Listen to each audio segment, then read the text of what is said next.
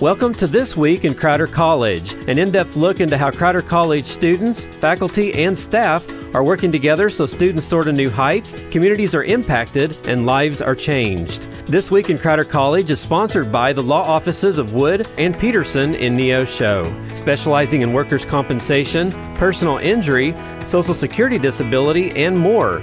Learn more online at neoshoattorney.com. Now here's this week's edition of This Week in Crowder College. Hey there, Four States. This is Luke Taylor, and welcome to today's edition of This Week in Crowder College. And we are chatting today with Brandi Arthur. She's the athletic director out there at Crowder, and so we're so thankful to get a little bit of her time today. And hey, Brandi, thanks for joining us. Hi, Luke. Thanks so much for having me. Yeah, so it looks like we are coming into the postseason time for a few of your sports. So what do you want to tell us about today? Well, you know, any opportunity I get to brag on our kids and our coaches, I love to take it. This is a big, busy time of season for us, especially for baseball, softball, track, and golf. We have entered the postseason for all of those events. So I'm excited to tell you anything about any of that you want to know. Yeah, well, let's start with baseball. Where are they right now? Baseball is 44-13 on the year, so they've won quite a few games. They're at number 8 in the national poll. They actually are the number 1 seed in our Region 16 baseball tournament that takes place at Joe Becker Stadium this week. They actually play today. They play the number 4 seeded State Fair at 4 o'clock. Wow. So it sounds like they're having a pretty good season. And so, we wish all the best to them. And how's softball looking? Softball has already advanced past their regional tournament. They actually played this last weekend. They were the number 2 seed in our regional tournament that was hosted at Jefferson College. And we won the championship again. It's actually the 17th region championship in program history. They're currently 44-19 on the season.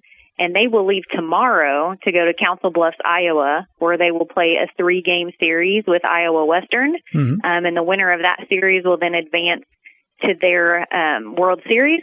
That'll be in Alabama this year. Wow. Okay. So, and people want to keep up with those games and how they're doing. What's the best place for them to go? The best place would be the Crowder College Athletics Facebook page. That's where all the links will be posted, where you can watch online, stream those games, and keep up with what's going on in all of our athletic programs. Okay. And so you said golf and track, are they also in postseason right now? What's that look like for them? They are. We actually have one of our women golfers qualified for the national tournament for the second year in a row. It's only our second year in program history.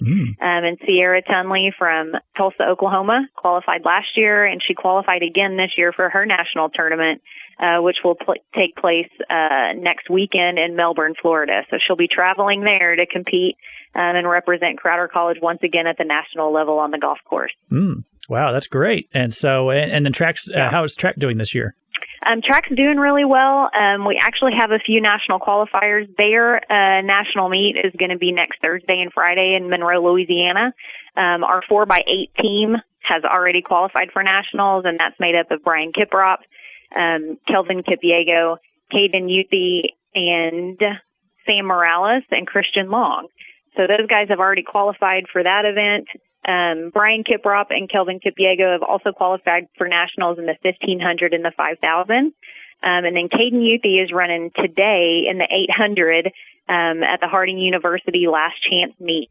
He needs to best his time by 0.1 seconds to qualify for nationals in the 800. So we're really thinking about him today and sending him good wishes.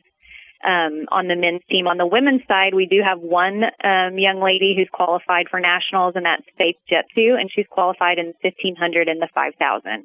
Wow. Well, they certainly have a lot going on too. And so, I know you got a lot of irons in the fire there, Brandi, but it sounds like you're on top of things. And so this is probably an extra busy time of year for you, isn't it? It is, but I love it. You know, our athletes, they're really good athletes, but they're also really good kids. We had the opportunity to do a little graduation ceremony for our postseason athletes who weren't going to be able to go to graduation this weekend. And that was special. You know, it's not all about sports here. That's a big part of what we do. But it's great to see all of our athletes graduating and moving on. Yeah. And so, we definitely wish all the best to them, and congratulations to all the graduates. And I'm sure they're thankful for their time they got to spend with Crowder, and I'm sure Crowder was thankful to have them. And so, but hey, Brandi Arthur, thanks again for all of your time that you spent today just updating us on all that. And again, the best place for people to stay up to date with everything sports, it's the Crowder College website, and they go to the sports page. Yep, that would work. And our Facebook page has all the information also. Okay. Well, we hope people will keep up to date with that. It sounds like a lot of exciting things going on over there. And hey, Brandi Arthur, thanks again for being with us. Thank you, Luke. Thank you for listening to This Week in Crowder College. This Week in Crowder College is sponsored by the law offices of Wood and Peterson in Neosho.